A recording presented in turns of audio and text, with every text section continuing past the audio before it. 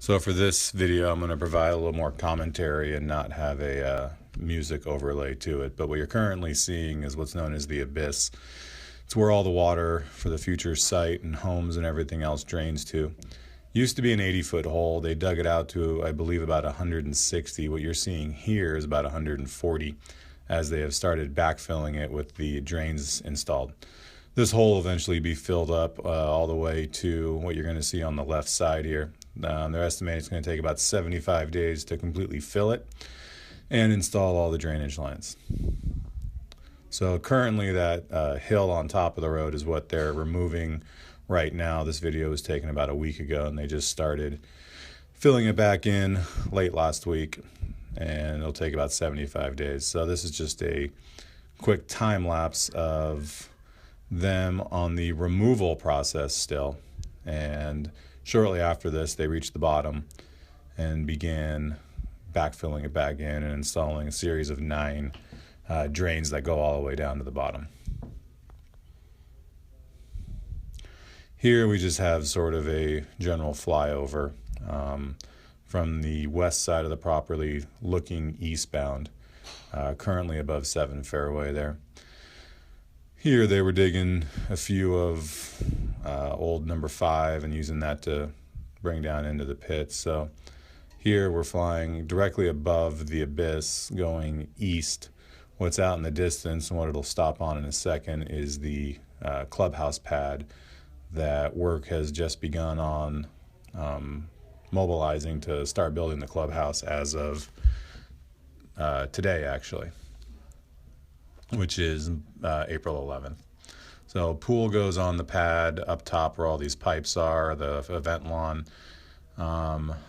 The pad just east of that or up above the screen is where the first floor of the clubhouse is. And then the pad up top is not where the second level is, but will sit above the first level. But that gives some perspective as to the size of the clubhouse. Slightly where that truck is will be another event lawn for weddings and other events outside.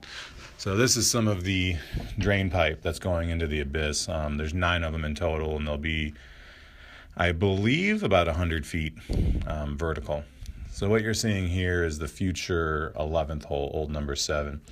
You can see 2 fairway bunkers on the left, a small bunker directly in front of the green, and a bunker off to the right. The bunker off to the right seems to me to be more of a target bunker.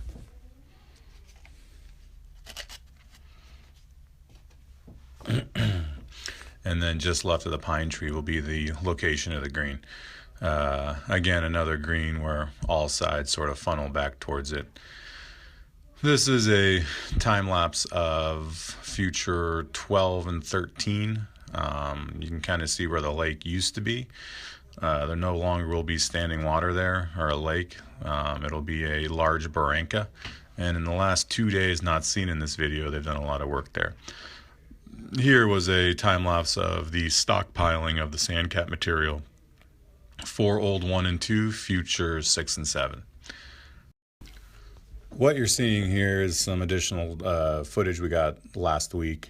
This is one of 6 trees that will be moved to the entrance to the club. So when you're driving up Narbonne or PV East or down PV East and turn into what's going to be the clubbing community, there'll be 3 pine trees on either side of the road. These are taken off the old golf course.